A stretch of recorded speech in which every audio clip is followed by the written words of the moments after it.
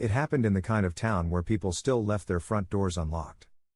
Maple Glen, Pennsylvania, population just over 3,000.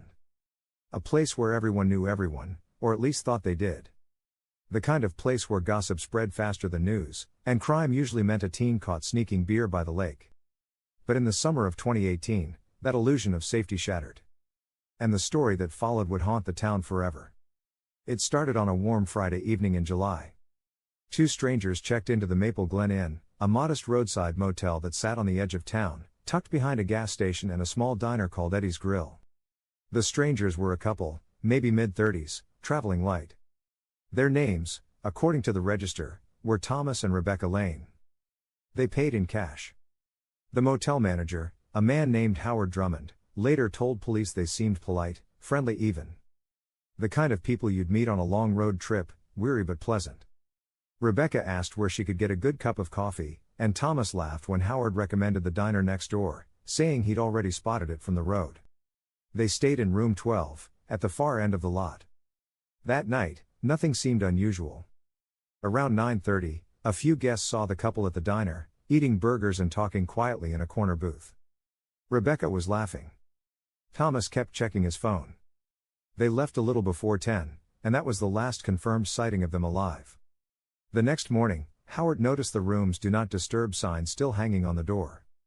Not uncommon for weekend travelers, he thought. But by Sunday morning, when the sign hadn't moved and no one had checked out, he knocked. No answer. He used his master key. When he opened the door, he froze. Inside, the room looked as though someone had been interrupted mid-stay, clothes folded on the dresser, half a cup of coffee on the nightstand, the hum of the air conditioner masking the stillness. Then Howard saw the blood. Thomas was lying beside the bed, face down. Rebecca was slumped against the bathroom door. Both had been stabbed multiple times. There were no signs of forced entry. No robbery. Their phones, wallets, and car were still there. The killer had been in that room, and left without anyone noticing. When police arrived, they sealed the area immediately. Forensics combed the scene, but what they found raised more questions than answers. There were no defensive wounds on either victim, suggesting they'd been attacked quickly, maybe even in their sleep. No fingerprints that didn't belong to the couple or the motel staff. No foreign DNA. But what caught investigators' attention most was the window. The latch was broken, not from the outside, but from within.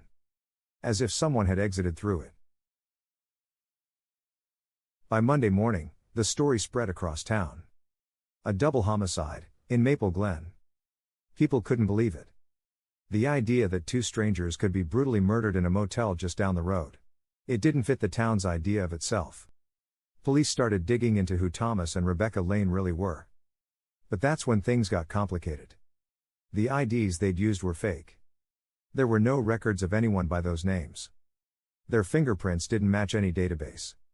And the car parked outside, a silver Honda Civic, had been reported stolen 2 weeks earlier in New York. Whoever they weren't just random travelers. That's when the FBI got involved. It turned out, the pair might have been connected to a small-time fraud ring operating across the Northeast.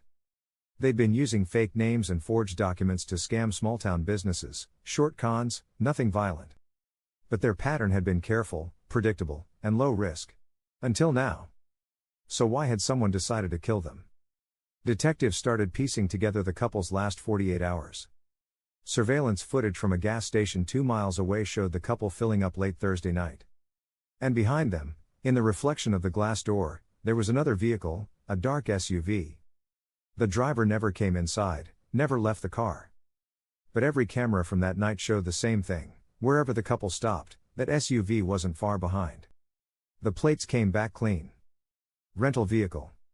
Rented out of Harrisburg by a man named Daniel Cole. The name checked out, and so did his address. He lived right there in Maple Glen. Daniel Cole was 42, a part-time mechanic who'd lived in town for nearly a decade. Divorced, quiet, no criminal record. Neighbors described him as polite, helpful, the kind of man who'd snow blow your driveway without being asked. But when police knocked on his door, Daniel wasn't home. He didn't show up for work that day, or the next. By Tuesday, they put out a bolo. That evening, a deputy spotted his SUV abandoned on a dirt road 10 miles outside of town. Inside, police found traces of blood on the back seat, human blood. It matched Rebecca's DNA. By the next morning, Maple Glen was in full panic mode. Schools closed early, people double-checked their locks for the first time in years. But what no one could explain was why. Why would a quiet local man kill two people he'd supposedly never met? Except, maybe they weren't strangers. When police searched Daniel's home, they found something strange in the basement. A small workbench, lined with tools, and beside it, a box filled with old photographs, faded Polaroids and snapshots going back decades. Among them were pictures of Daniel in his 20s, smiling beside a woman and a baby. The woman was Rebecca. Her real name was Rebecca Nolan. Public records revealed that she and Daniel had been married briefly in 2003. They'd had a child together, a little boy named Tyler, who died at age 3 after a household accident. After that, Rebecca vanished from Daniel's life. She'd moved away, changed her name, started over. Daniel, on the other hand, never really recovered. He'd stayed in Maple Glen, drifting from job to job, keeping mostly to himself. Detectives theorized that when Rebecca returned to town, under a new name, with a new partner, Daniel recognized her. Maybe it was at the gas station, or the diner, or just by chance. And maybe all the pain, guilt, and resentment from 20 years ago came rushing back. But theories don't solve cases. And Daniel was still missing. For nearly 2 weeks, the search turned up nothing. Local volunteers combed the woods, helicopters scanned the fields, and the FBI followed leads as far as Ohio. Then, on July 24th, a fisherman found something floating near the riverbank, a backpack. Inside was Daniel's wallet, his phone, and a folded letter sealed in a plastic bag. It read, "I never meant to hurt her. I just wanted her to tell me why she left. But she wouldn't. She looked at me like I was a ghost. I lost control. And now I can't take it back. Tell her family I'm sorry. Tell them I loved her once." The handwriting matched. A week later, Daniel's body was found half a mile downstream. He'd drowned. Whether by accident or suicide, no one could say for sure. The case was officially closed, murder-suicide. But in Maple Glen, the story didn't end there. Howard, the motel manager, retired the following year. He couldn't stand walking past room 12 anymore. He said sometimes, at night, he'd hear a woman's voice faintly through the walls, crying. Guests who stayed there after reported strange things too, the lights flickering, the window rattling as if something were trying to get out. Some called it superstition. Others called it guilt. But there's one detail that still bothers people.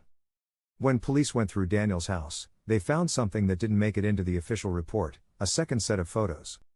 They were recent. Taken in secret.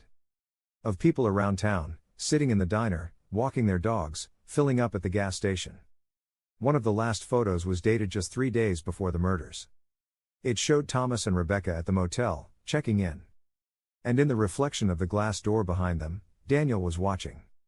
No one in Maple Glen talks about it much anymore. The inn's been renovated, the town's gone back to its quiet routines. But every so often, a stranger will stop by, ask about the murders, and the locals will just shake their heads. Because what still haunts them isn't just what happened. It's how close it all came to feeling normal. A man who mowed their lawns. Who fixed their cars. Who smiled and waved on his way to work.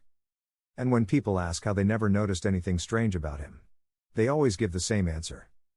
Because he looked just like everyone else. He blended in.